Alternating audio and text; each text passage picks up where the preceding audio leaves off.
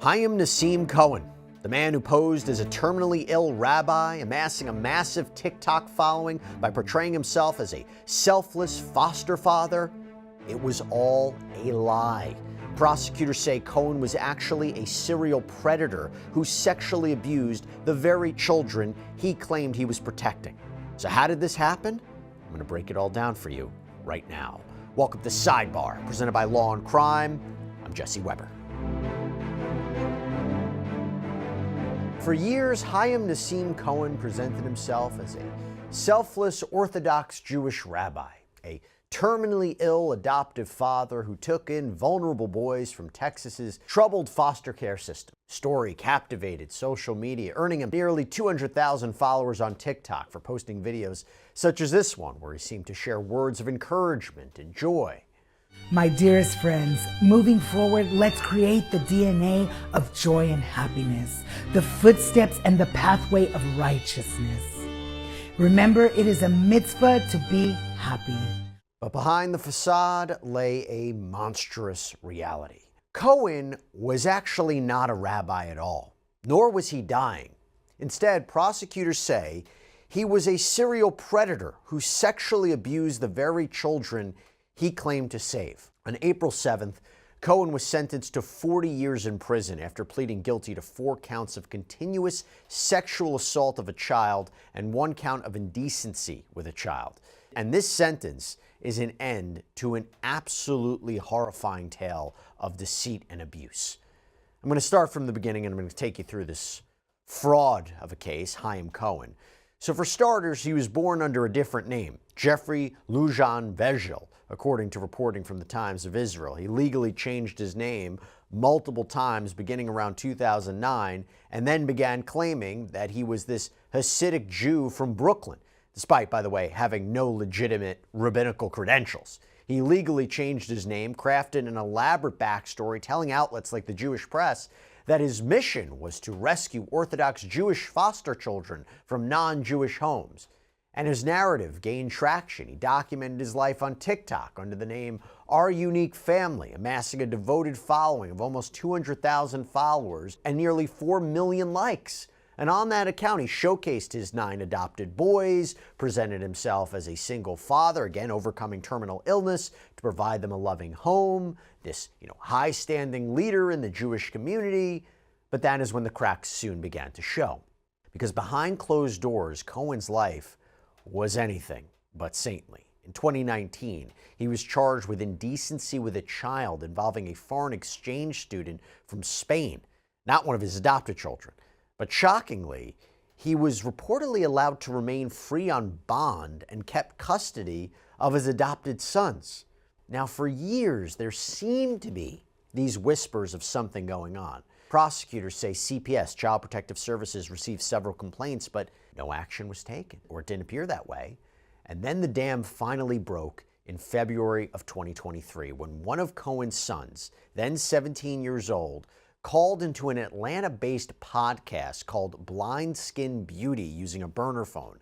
And trembling, this teen revealed he had been sexually assaulted since he was 11 years old, just weeks after he was adopted. According to prosecutors, one victim, though it's unclear which one, described how Cohen pepper sprayed him if he refused to perform sex acts, forced the boys to abuse each other. And this boy who called into the podcast even reportedly told investigators everything he does is fake, and also added that Cohen only uses a wheelchair when people are watching. So the podcaster, Twyah Paynes, immediately alerted authorities. This is when the arrest unfolded. This illusion all began to crumble. Paynes told the local affiliate, KHOU 11, I just started freaking out, to be honest. I was like, listen, I just want to help you. And local affiliate KHOU 11 spoke with Paynes and reported that other people who were part of the podcast told the teen to seek help. But he told them he was waiting until he turned 18 to turn his father in. But thanks to the efforts of that podcast, investigators were able to get a warrant for his arrest. The children were rescued. They were taken into CPS custody. There is a lot we have to get into here, including the charges and what ended up happening. But first, I want to bring on a special guest. I'm joined by Texas trial attorney Jeffrey B. Simon. Jeffrey, thanks so much for coming on. Just your initial thoughts about this case, and is this something that people in the community are talking about a lot? For sure. I mean, this social influencer, popular 300,000 followers on TikTok, is a pedophile and a con. And 7 of his 9 adopted sons have alleged that he sexually abused them. He was nothing like he claimed, and now he's going to spend the rest of his life in jail, thank God.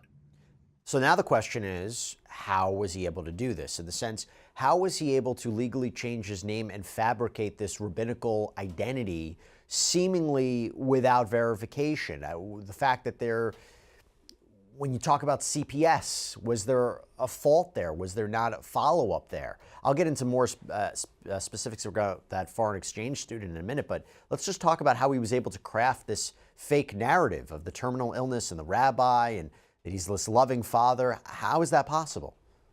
3 things. He's a good con. Secondly, he was living a virtual reality online, which is not the same thing as a real one, where sometimes facades will work. And lastly, you had an obvious systemic failure of law enforcement, foster care, child protective services. And we need to be looking inward as well as outward as to how the hell we let this happen and what we're going to do to make sure it never happens again. Because as you point out correctly, the criminal case is over, but these boys will never be the same. No. All of their lives, they will be damaged in trying to manage it. How is it possible that he can maintain custody of his adopted sons after an arrest? By the way, an arrest for indecency with a child. It wasn't a conviction, but it was an arrest. Are there not legal mechanisms in place because it's just an accusation? Talk to us about that. Well, it's true that an accusation is not the same thing as a conviction. It's apparently true that Child Protective Services made 8 visits to the house dealing with complaints and suspicions, as well as obviously the probable cause that led to the arrest of his indecency with a then 16-year-old exchange student. But how the heck they could conclude on each of those 8 visits, there's just nothing to see here, is unfathomable. Now, I do understand that he coerced the children, he bribed the children allegedly to fake it for Child Protective Services. But if you don't have the expertise to manage and see through that facade, you probably ought to find another line of work. Hey, I want to thank our incredible sponsor, Experian, for sponsoring Sidebar. Now, this is big because Experian can help you stay on top of your finances. April, by the way, is Financial Literacy Month. Experian is all about that all year round. So the first step to take control of your credit and finances is to download the Experian app, which, by the way, has tons of free tools. Your free FICO score, which can help you boost your FICO score instantly for free with Experian Boost. Free access to a marketplace of credit card, loan, auto insurance options that are matched to you. Free credit monitoring with real-time alerts to keep you in the know on changes to your Experian credit profile. And also, you can easily freeze your Experian credit file for free in the app, helping protect you against identity theft. So make sure your finances are always in good shape with Experian. Use the link in the description or scan the QR code to download the free app now. Results will vary. Additional terms may apply. And see the App Store for more details. Why would a victim wait until 18 to report abuse, if you know? Because he was fearful that he would be forced to stay in the home. In other words, he figured when I'm 18, I can legally just leave and then go about all this business, which is rational, setting aside the question of whether it's entirely accurate. Is there a standard for terminating parental rights if there is an allegation of abuse, whether, the criminal context regarding the, the sex offense with that foreign exchange student, or just mere allegations, something, complaints to CPS? Is there a mechanism in place to terminate these parental rights? It's difficult because they're, part of a very unique system. There is, but it failed. In other words, what that 17-year-old obviously saw is Child Protective Services keeps coming out, and he keeps coercing and or bribing my siblings who are too fearful to tell the truth. So the complaint seems uncorroborated, and he's going to punish me, perhaps even through greater sexual assault, for having made outcry. That's why he went to the length to get the burner phone and try to be anonymous and call the podcast and so forth. However, he could also have tried to seek emancipation. Now, it takes a little legal training that a 17-year-old may not have to try to follow that step. He would have had to try to find a lawyer and so forth. So he really was in a difficult spot, and he was rather innovative in finding a way to make outcry. And, and thank goodness he did that, and thank goodness for that podcast.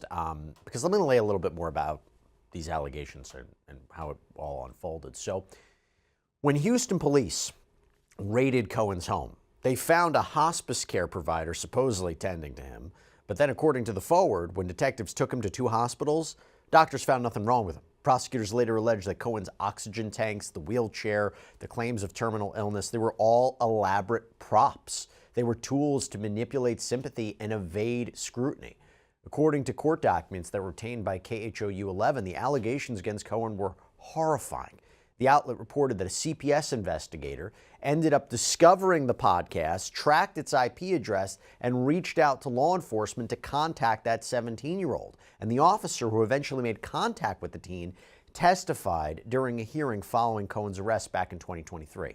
I received notification through CPS that there was a podcast of one of the children that had made an outcry of sexual abuse. And when did you learn about that podcast? On February of this year, just to remember the date. Okay. Did you make my office specifically aware of this podcast? Yes, ma'am.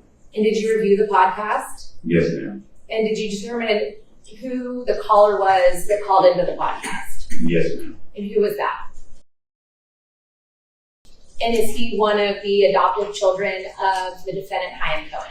Yes, ma'am. Before we move forward, can you identify the person that I'm referring to as Diane Cohen in the courtroom today, identifying an article of clothing in which he is wearing and the position in the courtroom in which he sits?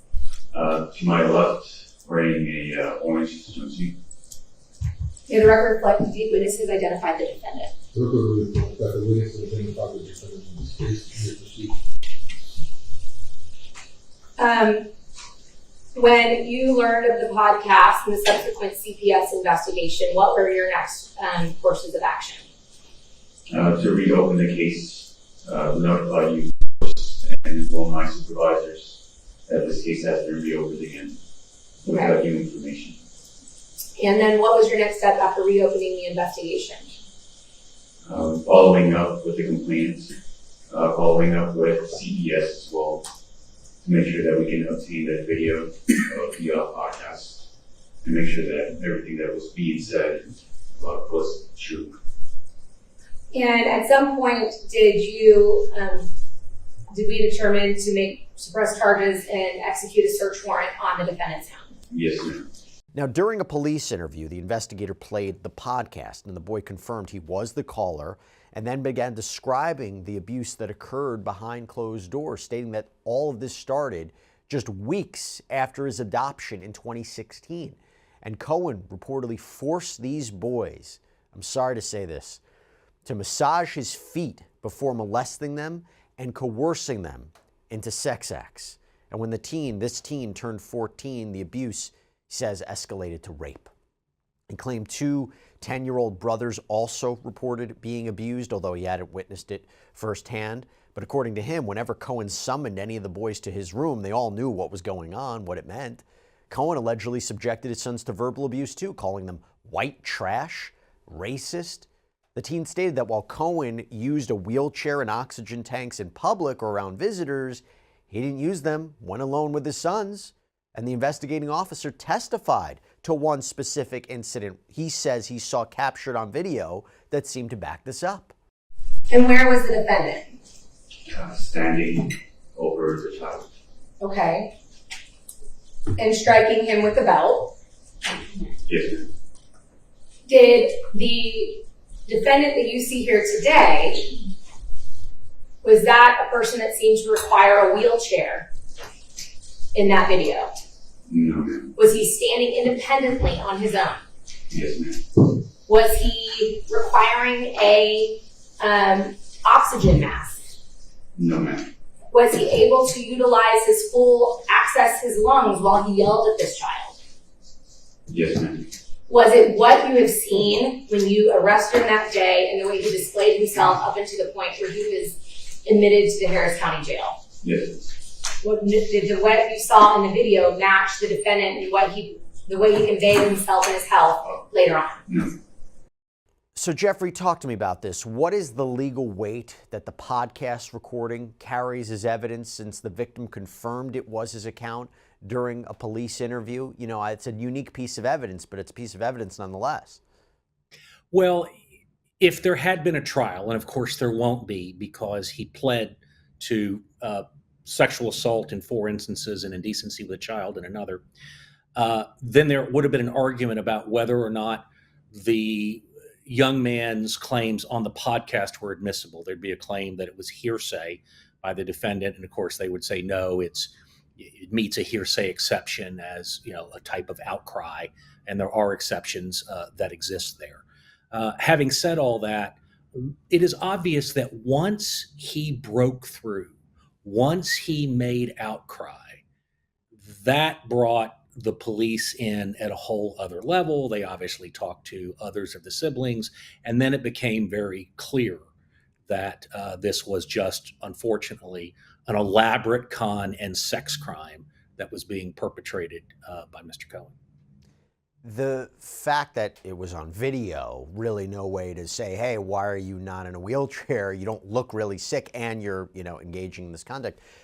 In general, if you know, in Texas, would be faking a terminal illness, would that be a crime?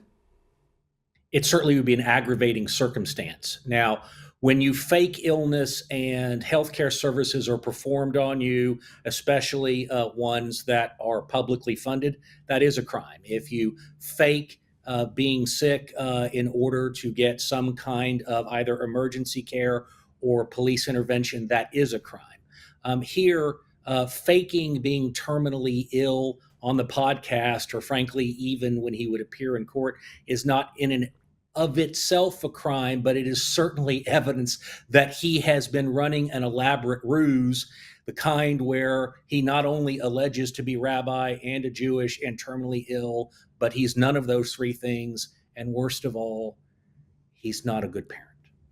No. And the fact that the CPS investigator was able to track the IP address, figure out who was calling, figure out, uncover this, I got to give credit to that investigator. I didn't even know CPS would have those kinds of tools at their disposal to do that. No, I agree. There was some really good investigative work that was done at long last, right? Unfortunately, there was some terrible investigative work of different types that perpetuated, enabled this crime, not on purpose, but unfortunately to terrible effect. Now, as I mentioned earlier, there was that exchange student that was involved in this. So in 2019, Cohen was charged with indecency with a child after a 16-year-old foreign exchange student from Spain reported to his school principal that Cohen had been abusing him. According to court documents, again reviewed by KHOU 11, the victim told police that Cohen would manipulate him emotionally, make him feel guilty for minor missteps such as leaving clothes on the floor, by claiming the boy's actions made him sad, that he needed to make him happy. Okay, think about grooming techniques. And the abuse escalated, according to this report, that Cohen began fondling the teen in his bedroom after the other boys in the house had gone to sleep. So after several months, court records state, Cohen started forcing the victim to perform sex acts. The victim disclosed that he complied out of fear of being sent back to Spain. That would probably have cost him a year of schooling. And the victim, along with one of Cohen's sons, is now part of a civil lawsuit. Their attorneys argue that the system failed to protect them. The attorney representing the boys, Cheryl Chandler, expressed her frustration, saying Cohen should never have been able to adopt 1 child, let alone 9. You know, a single person who has no job, who claims to be a Jewish rabbi who's not, and they just keep putting more and more kids in his care. Yeah, I understand the frustration, completely validated. Do you think that this civil suit will be successful? Sure. I don't think that Mr. Cohen has any assets to speak of. The question will be whether they prevail against Child Protective Services or the other agencies they're suing. Now, the challenge there is that if you're a governmental agency in Texas, as in most other states, there are sovereign immunity defenses. In other words, it is difficult to hold governmental agencies liable for civil damages in most instances. And then even if you can, there are often statutory caps on what's available. But the importance, I think, here is simply that the effort to hold them accountable for their alleged failures is as important as anything else, to set an example, to create some kind of healing or cathartic process, both for that exchange student as well as, I believe, one of his other adopted sons is in that case. And they filed that case in 2021. So they're getting down the line and being able, I would think, to tell their story. And there's another part of this story that's really, really sad and disturbing and really disconcerting, that during that 2023 court hearing that we showed you earlier, 3 of Cohen's eldest adopted sons, they stood by him in a show of support. Just a few months later, one of those sons, Avshalom Cohen, was arrested and charged with 2 counts of sexual assault involving a younger sibling. According to court records, Avshalom, then 19, allegedly bribed the 14-year-old victim with energy drinks or vapes in exchange for sex acts. And this was not his first run-in with the law, because in 2023, Avshalom had already been arrested in Fort Bend County on drug possession and unlawful weapons charges. Months later, in April 2023, he was detained again near Eagle Pass, charged with human smuggling. So, Jeffrey, we talk about so many times, the abused become the abusers, right? Or the alleged abusers. If these allegations are true, it's not surprising, right? Oh, I agree with you. And of course, we don't know whether or not Avshalom is guilty of the crimes charged. He's presumed innocent, but unfortunately, it is all too common that victims of sexual assault, especially when they're young, become predators themselves. And you have to wonder, for his welfare, as well as whether or not he too has become a predator, all the other victims here, how will their lives turn out? Will they turn out to be responsible adults who treat others with empathy, or will they be also so damaged from what happened to them? And it may sound trite, but I mean it. We should pray for all of them. As a legal matter, if these allegations are true and he's ultimately convicted, can he use it as a defense? Look what my adoptive father did. Certainly in mitigation of punishment. It is not a defense to say, I'm a predator because I was prey. It can be a mitigation in punishment if convicted or if he pleads to a crime. Let's talk once more about Chaim Cohen for a second. So he was charged with abusing 6 of his 9 adopted sons, ages 9 to 17. And on April 7th, he appeared in court to plead guilty to 4 counts of continuous sexual assault of a child, as well as 1 count of indecency with a child regarding that foreign exchange student. You're going to have to speak up for me. Are you pleading guilty because you are guilty? Guilty. Is that a yes? You're pleading guilty because you're guilty? Yes. Did you go over the paperwork with your attorney? Yes. Did he answer all your questions?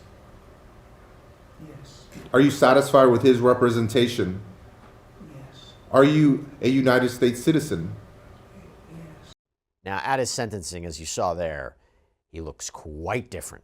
He appeared in a wheelchair, shaved head, gaunt face, looks completely different from his last court appearance.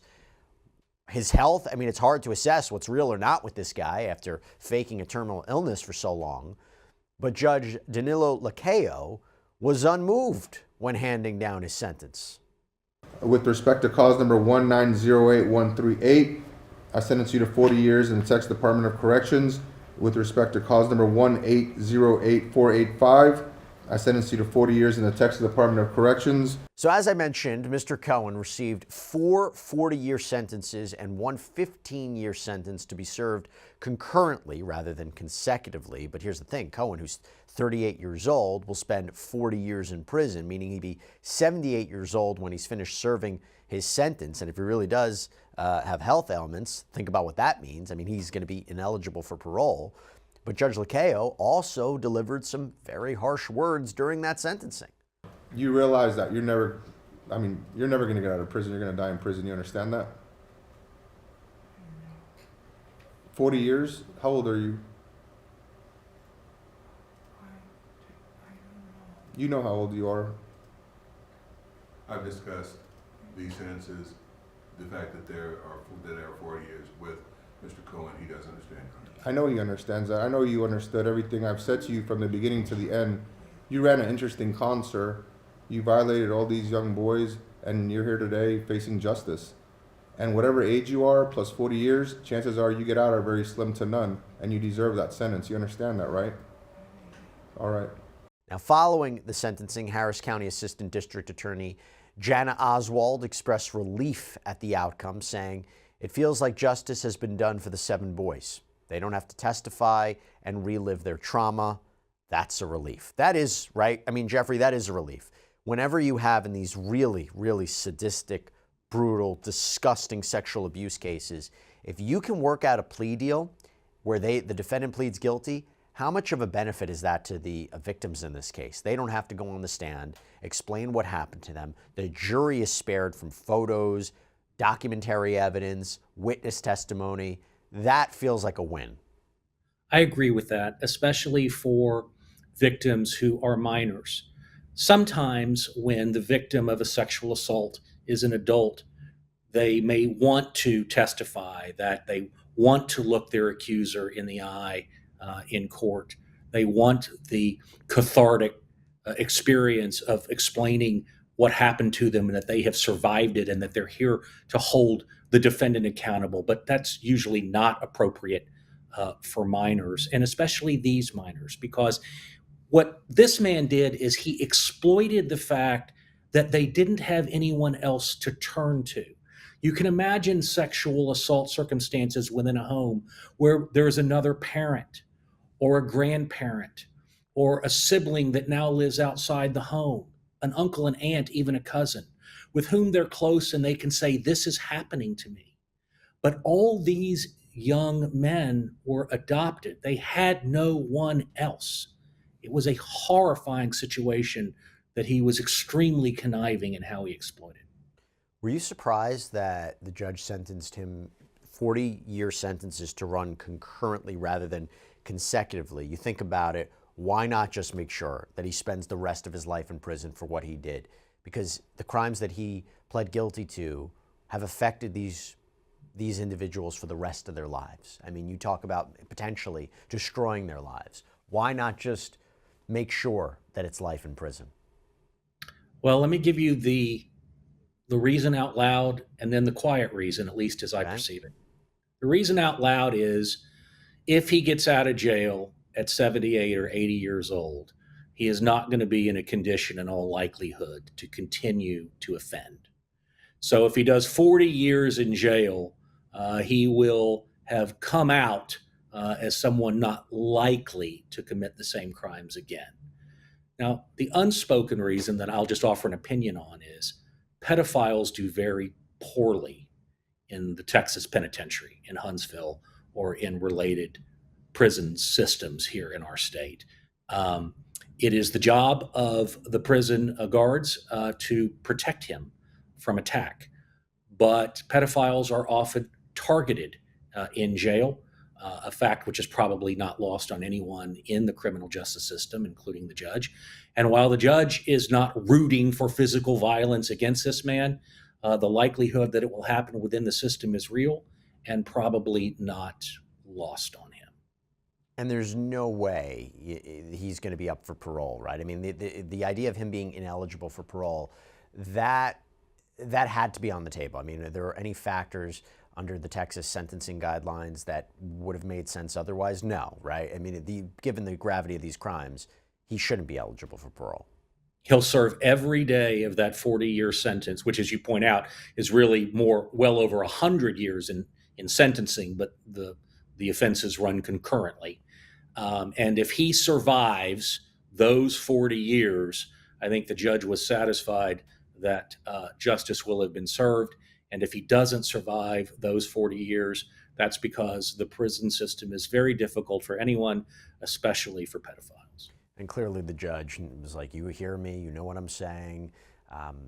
People will look at that, see him in that wheelchair, just another ruse, they will say. I mean, it's a disturbing case on so many different levels. But now Cohen's victims are in state care. They're slowly trying to rebuild their lives. For them, this sentencing was a long-awaited reckoning. That is the final chapter of Chaim Cohen's deception that was finally closed. And what is left behind is a trail of shattered lives and a system that arguably failed to protect them. Jeffrey Simon, thanks so much for taking the time. Really appreciate it. Thank you for having me. It's always a pleasure to be with you, Jesse. All right, everybody, that's all we have for you right now here on Sidebar. Thank you so much for joining us. And as always, please subscribe on YouTube, Apple Podcasts, Spotify, wherever you should get your podcasts. I'm Jesse Weber. I'll speak to you next time.